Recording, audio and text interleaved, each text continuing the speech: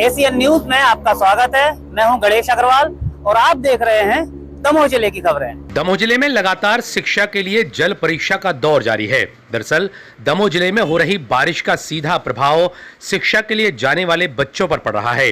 दरअसल कई स्कूल ऐसे हैं जिन स्कूलों तक पहुंचने के लिए नाले नदियां पार करने पड़ते हैं, लेकिन बारिश के इस मौसम में जब नदियों और नालों के ऊपर से पुलों के ऊपर से पानी बहता है, तब भी इन बच्चों को इन पानी से निकल करके शिक्षा ग्रहण करने जाना पड़ता है।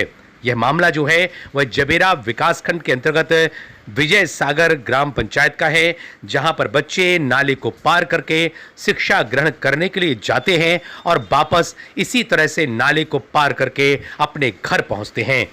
इस संबंध में लगातार प्रशासन के द्वारा लोगों को हिदायत दी जा रही है कि यदि नाले के ऊपर पानी है, पुल के ऊपर पानी है, तो निश्चित ही आपको उसे पार नहीं करना चाहिए। पुलिस अधीक्षक श्रुतकीर्ति सोमवंशी से भी हमने इस विषय में चर्चा की, तो उन्होंने अपील करते हुए कहा कि कोई भी व्यक्ति किसी भी हालत में इस तरह से नदी नालों को पार ना करे जिससे उन्हें परेशानी हो और किसी भी घटना घटित होने से वे परेशान हो।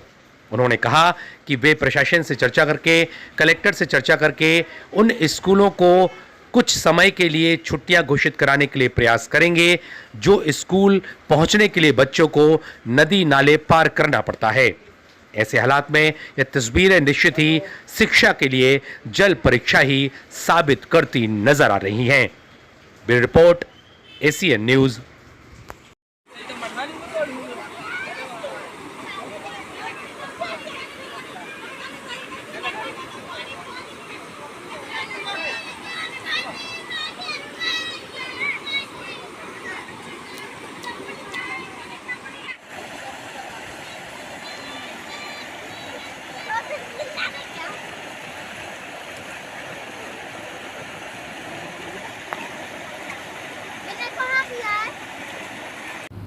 स्कूली बच्चे और अन्य जो नागरिक हैं वो यहाँ से निकलने का प्रयास करते हैं, तो ऐसे में क्या संदेश देना चाहेंगे, उसे कुछ हिदायत वगैरह? बारिश के दिनों में आज की डेट में दमोह में औसतन जो बारिश है उससे ज़्यादा की बारिश उपलब्ध हुई है।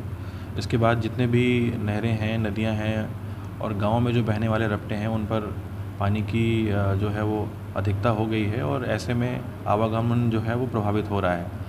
लेकिन बार बार ये देखने को मिल रहा है कि ग्रामीण अंचल में लोग अपनी जान की परवाह नहीं कर रहे हैं और ऐसी जगहों पर रास्ता पार करने की कोशिश कर रहे हैं। तो मेरी उन सभी लोगों से ये अपील है कि वहाँ लोकल पुलिस जो है वो बार बार आपको समझाइश दे रही है। इस तरह के जितने भी रास्ते हैं जिन पर पानी भरा हुआ है या नदी नालों के आसपास के जो रास्ते हैं, अगर उनको अभी इस समय कुछ समय तक अवॉइड कर सकें तो ज़रूर करें।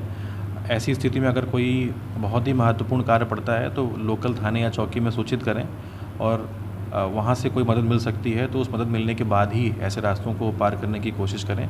मेरी सभी से ये अपील होगी कि इसको गंभीरता से लें। अभी कुछ समय पूर्व एक दो घटनाएं ऐसी हुई हैं जिसमें लोगों को दिक्कतें हुई हैं और कुछ लोग फौत भी हुए हैं। तो सभी से मेरी ये अपील रहेगी कि इसको गंभीरता से लेते हुए जो अपीलें की जा रही हैं उन पर ध्यान दें और बारिश को, उसके पानी को सीरियसली लें। सर, कुछ वीडियो भी वायरल हो रहे हैं जिसमें स्कूली बच्चे नदी पार कर रहे हैं, तो ऐसे में सर जो स्कूल है सर क्योंकि नदी के इस पार हैं, तो स्कूल में कोई ऐसी व्यवस्था की जाएगी कि अभी? लगातार हम लोगों ने बच्चों को और गाँव में मुनादी भी करवाई है, सोशल मीडिया के माध्यम से, चौकी के माध्यम से लोगों तक ये मैसेज करवाया है, लेकिन फिर भी कुछ ऐसे इंसिडेंट देखने को मिल रहे हैं जिसमें लोग ये लापरवाही कर रहे हैं। जहाँ तक बात है स्कूली बच्चों के जाने की, तो अभी कुछ दिन पहले तक स्कूल बंद किए गए थे।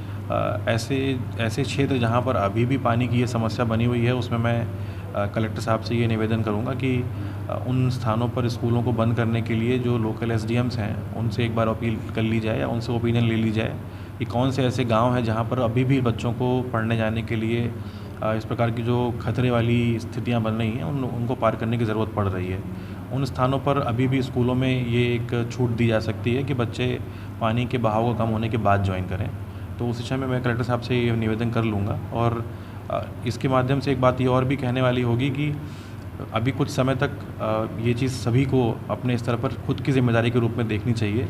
पुलिस विभाग, लोकल जो प्रशासन है वो लगातार लोगों से अपील कर रहा है पर इसमें पहली जिम्मेदारी उस व्यक्ति की और उसके माँ बाप की बनती है बच्चे की, जो उनको वहाँ पे भेज रहे हैं। तो इस जिम्मेदारी को समझते हुए मेरी सबसे अपील होगी कि इसको गंभीरता से लें और ऐसे पुलिया पर जाने से बचें।